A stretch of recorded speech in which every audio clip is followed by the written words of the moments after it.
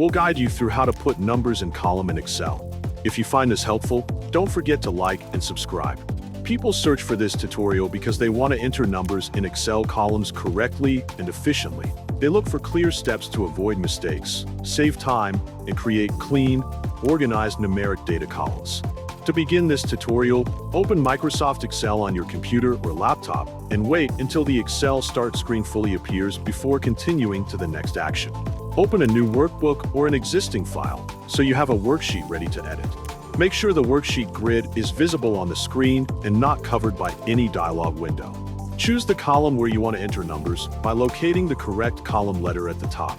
Click the first cell in that column to place the cursor inside it and activate the cell. Type the first number using your keyboard and check that it appears correctly in the cell. Press Enter to move to the next cell below in the same column automatically.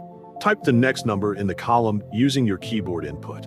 Press Enter again to continue downward to the next row position. Repeat typing numbers cell by cell in the column until your basic sequence is entered. Use the arrow keys to move if needed when you want to navigate without pressing Enter. Click any cell to correct a number if you notice a mistake in the column. Delete incorrect values and retype them with the correct numbers before continuing. To fill faster, type 2 numbers in the first 2 cells to create a starting pattern for Excel to follow.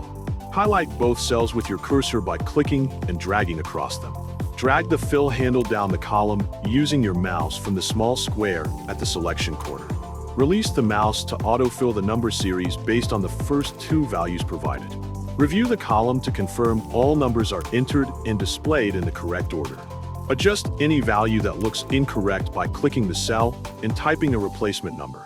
Scroll up and down to check the full column and verify there are no gaps or wrong entries.